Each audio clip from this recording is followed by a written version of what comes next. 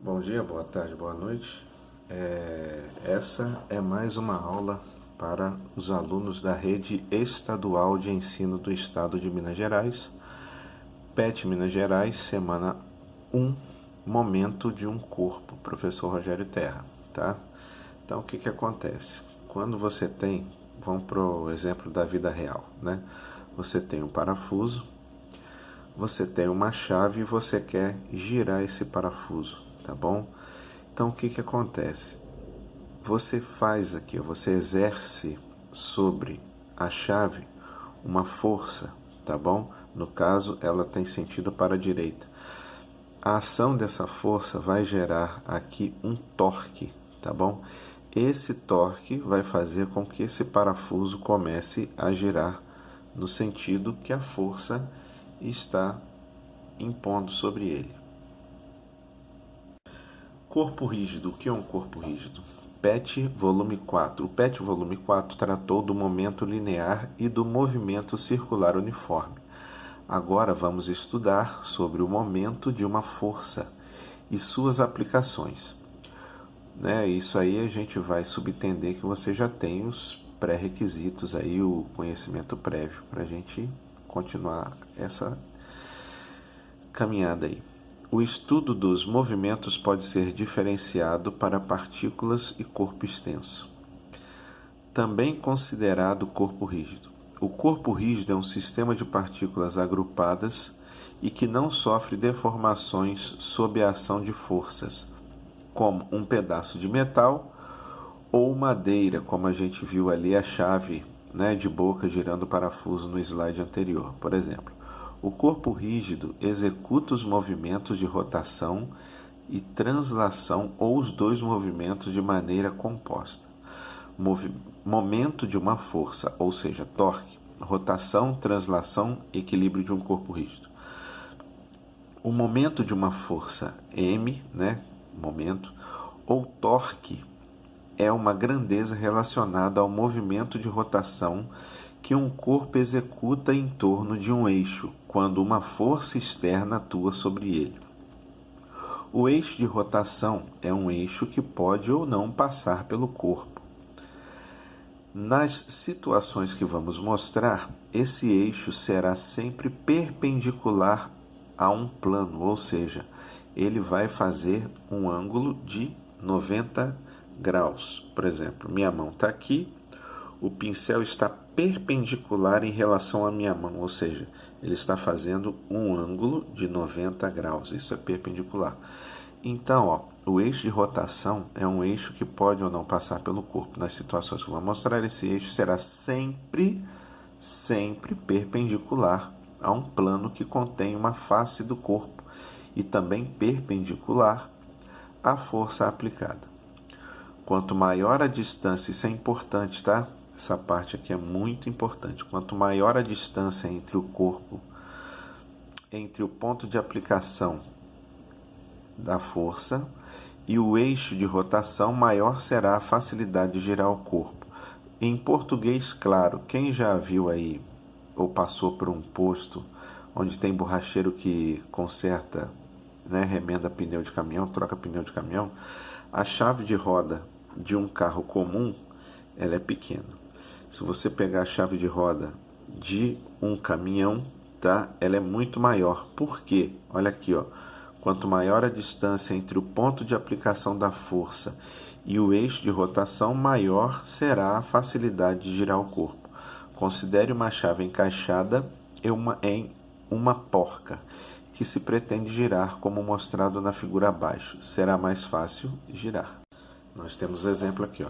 Chave encaixada em uma porca para girá-la. A força aplicada no ponto A, mais distante do eixo de rotação, tá? Ponto A, mais distante, eixo de rotação é esse camarada aqui. Ou seja, esse é o eixo em torno do qual a porca vai fazer o movimento, tá? De giro, ou para aperto ou para desaperto. Então, o ponto A mais distante do eixo de rotação. Essa distância aqui, ó, distante do eixo de rotação. É esse ponto aqui que conta.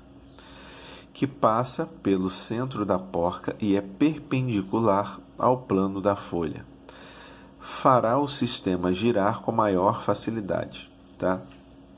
Se você, na hora de executar, né, um movimento com essa porca aqui, quando você empunha, quando você segura a chave no ponto A, você vai precisar fazer uma força muito menor para obter o mesmo resultado do que se você segurasse no ponto B.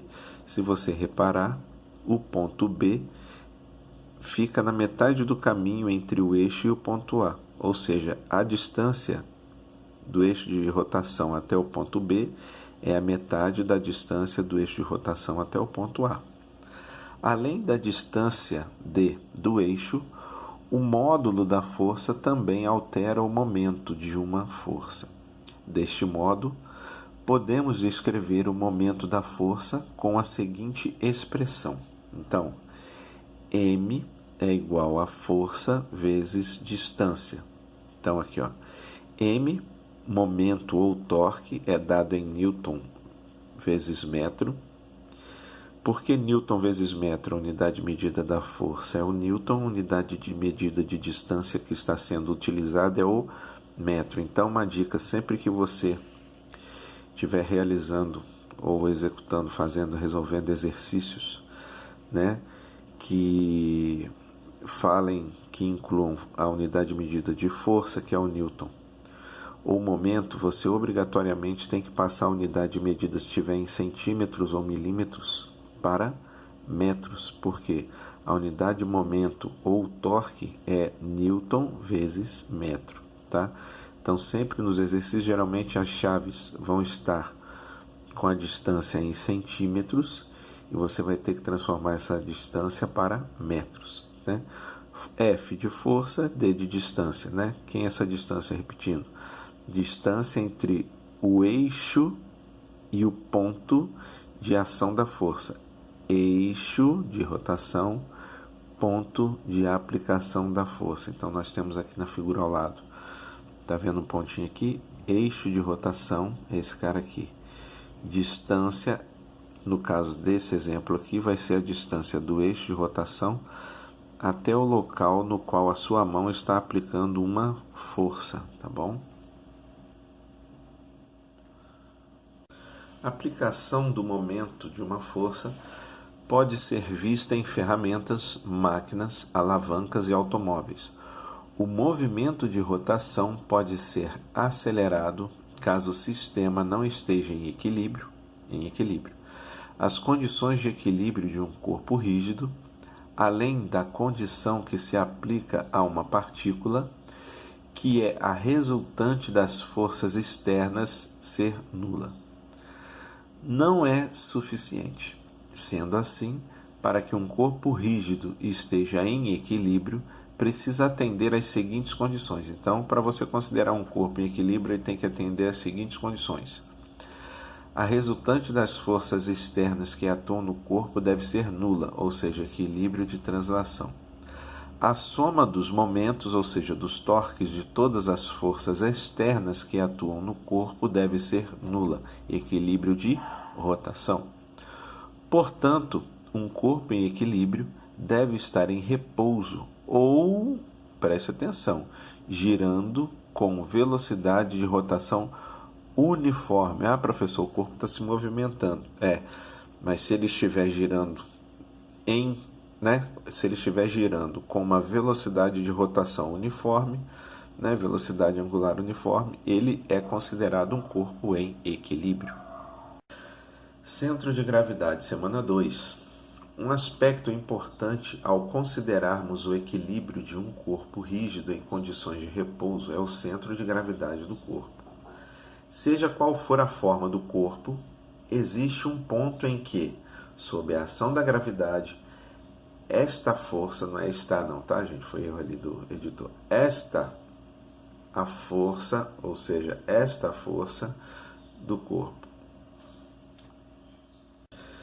Seja qual for a forma do corpo, existe um ponto em que, sob a ação da gravidade, está a força resultante de todos os pesos das diversas partículas que o constituem. Ou seja, um corpo é constituído de diversas partículas, né? Por diversas partículas, tá? E ali vai estar a força resultante do peso de todas as partículas que constituem esse corpo.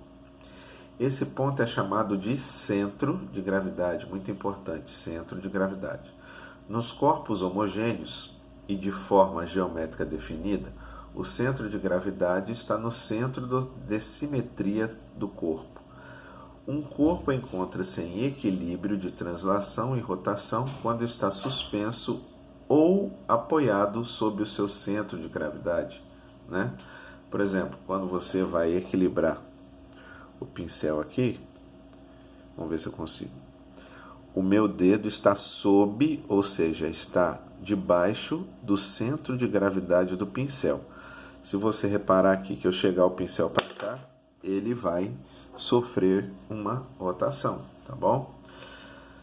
Alavancas. As principais aplicações de equilíbrio de um corpo rígido são no estudo de alavancas. A alavanca é um corpo rígido extenso que pode girar em torno de um ponto de apoio.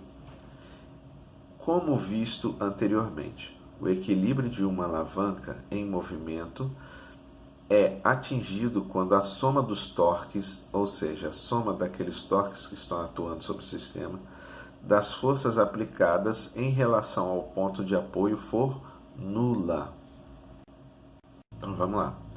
As forças aplicadas para equilibrar uma alavanca são classificadas como forças potentes e forças resistentes. A força que será equilibrada é a força resistente, e a força aplicada para equilibrar a força é a potente. As alavancas podem ser de três tipos: alavanca interfixa, quando o ponto de apoio é situado entre os pontos de aplicação da força e o objeto a ser equilibrado. Por exemplo, o alicate, a tesoura e a gangorra, tá? Exemplos aí do nosso dia a dia que vocês nem imaginavam que aplicasse essas leis da física aí. Alavanca interpotente. A força resistente está entre o ponto de apoio e a força potente. Exemplo, quebra-nozes, abridores de garrafa e carrinho de mão. Alavanca interresistente. A força potente está entre o ponto de apoio e a força resistente. Exemplo, a pinça e o cortador de unhas, tá? Aqui nós temos um exemplo, tá? Clássico desse tipo de exercício. Você tem aqui o ponto de apoio, tá certo? Então, vamos supor que esse aqui fosse o eixo de rotação, né? Fazendo uma alusão aqui. Ponto de apoio. Você tem um corpo 1 que executa uma força F1 para baixo, tentando fazer o sistema girar no sentido anti-horário. Você tem um corpo 2 que executa uma força 2 que vai tentar fazer com que o sistema execute o movimento no sentido horário. Só para lembrar o sentido do relógio: sentido anti-horário, sentido horário, tá? Então, nós sabemos que força 1 vezes distância 1, né, vai ser executada nesse ponto. Força 2 vezes distância 2 vai ser executado nesse ponto. A fórmula anterior que nós vimos no momento, que é força vezes distância, né? Então, você tem aqui que esse sistema está em equilíbrio, né? Para esse sistema estar em equilíbrio, você vê aqui que a resultante foi zero. Ah, professor Rogério, mas por que se esse corpo aqui é maior e executa uma força maior aqui, um peso maior sobre esse ponto, e esse corpo é bem menor e executa uma força 2, um peso aqui, e eles estão em equilíbrio? Só você reparar, por quê? Força vezes distância. Essa distância é menor do que essa distância. Então, mesmo você tendo um peso maior, uma força maior aqui no sentido anti-horário, você tem uma distância menor. Você tendo uma força maior aqui, um peso, uma força menor aqui, um peso menor, exercendo, né, tentando fazer o sistema girar no sentido horário, você tem uma distância muito maior em D2 do que em D1. Então, quando você executa essa multiplicação, você vê que o resultado aqui vai ser igual a zero. Por isso, o sistema não executa nem movimento no sentido horário, nem movimento no sentido anti-horário. Então, nós temos aqui, para a melhor compreensão de vocês, um exercício resolvido. Duas crianças estão brincando em uma gangorra. O brinquedo é feito de uma barra de madeira homogênea, tá? Possui 3 metros de comprimento e o ponto fixo de giro está no seu centro, tá? O ponto fixo de giro está no seu centro, tá certo? Se você observar uma gangorra em qualquer parque, o ponto de giro fixo está no centro da barra da gangorra, tá? Sabendo que a criança mais leve está a 1,5 metro, ou seja, você já para e anota no seu exercício aí no seu caderno, onde você estiver resolvendo a atividade. Você coloca DE de distância igual a 1,5 metro do eixo de rotação da gangorra. Qual deve ser a distância da criança mais pesada para que o sistema mantenha-se em equilíbrio, ou seja, para que o sistema fique nessa condição aqui, não gire nem no sentido horário, nem no sentido anti-horário. Aí nós temos os dados. A massa das crianças. A criança mais pesada, no caso, a criança maior, ela tem 30 kg de massa. E a criança menor tem 22 kg de massa. Para essa atividade, nós vamos considerar a aceleração da gravidade como 10 metros por segundo ao quadrado, tá bom? Então, nós temos aqui as opções, tá? Vamos para o que interessa, que é a resolução. A resposta correta será a letra A, 1,10 centímetros, 1,10 m. Então, ou 1,10 metros. Então, vamos lá a explicação do autor aqui. O equilíbrio será mantido se o torque gerado pelas duas crianças for exatamente o mesmo, como nós vimos no exemplo lá dos dois retângulos lá, força 1 e força 2. Sabendo que o torque é o produto da força pela distância, ou seja, força vezes distância, como nós vimos no slide anterior, do ponto de aplicação dessa força ao eixo de rotação e que peso é o produto da massa pela aceleração, ou seja, lembrando aí, né, gente? Peso é massa vezes gravidade. Então, P de peso é igual a M vezes G. Massa de M de massa e G de gravidade. Então, para a condição de equilíbrio, obrigatoriamente, nós temos que o torque 1 deverá ser igual ao torque 2. Então, você começa dessa premissa aqui, ó. Θ1 é igual a θ2. Nós temos que θ1, o corpo 1, você tem uma criança de 30 kg de massa vezes a aceleração da gravidade para que nós encontremos o peso dessa criança, a força-peso, ou seja, a força que está tentando fazer o sistema girar nesse sentido aqui, sentido anti-horário, considerando que o corpo 1 está na minha esquerda e o corpo 2 está na minha direita.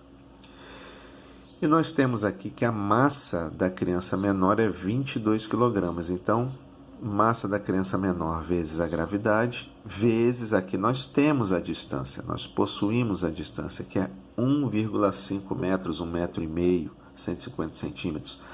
Repare que, para a execução dessa atividade, as distâncias estão em metros. Então, 30 vezes 10, 300 newtons. 22 vezes 10 vezes 1,5, 330 newtons, tá? Então, 300 está multiplicando por x, ele passa para cá dividindo. Então, vai ficar como aqui? 330 dividido por 300 dá 1,10. Então, a distância na qual a criança de maior peso deve estar para manter o sistema em equilíbrio é 1,10 metros. Repare que essa distância é 40 centímetros menor que a distância do corpo menor, tá bom? Do corpo mais leve, vamos supor assim, falar em português, claro. Então, você está vendo que a distância é de suma importância na hora de resolução dessas questões, tá? Um corpo de massa maior, de peso maior, pode estar em equilíbrio com o outro numa gangorra, num sistema, se você conseguir variar a distância, tá bom? Entre os corpos e o eixo de rotação. Então aqui nós temos um exercício um pouco mais complexo, tá? Da instituição FCM da Paraíba. O guindaste, também chamado de grua, e nos navios pau de carga, é um equipamento utilizado para a elevação e a movimentação de cargas, tá? E materiais pesados, assim como a ponte rolante, a partir do princípio da física do qual uma ou mais máquinas simples criam vantagem mecânica para mover cargas, além da capacidade humana. São comumente empregados nas indústrias, terminais portuários e aeroportuários, onde se exige grande mobilidade no manuseio de cargas e transporte de uma fonte primária à embarcação. Trem ou elemento de transporte primário, ou mesmo avião, para uma fonte secundária, um veículo de transporte ou depósitos locais. Podem descarregar ou carregar containers, organizar material pesado em grandes depósitos, movimentação de cargas pesadas na construção civil e as conhecidas pontes rolantes ou guindastes móveis, muito utilizados nas indústrias de laminação e motores pesados. Então vamos lá, o que interessa, essa historinha dele, agora vamos para o que interessa. Um aluno de posse de um simulador projeta a grua acima com as seguintes características. O braço maior da grua tem comprimento de 16 metros. O braço maior da grua tem comprimento de 16 metros. O braço menor de 4 metros. O contrapeso na extremidade do braço menor tem uma massa equivalente a 500 kg, ou seja, meia tonelada. Ó.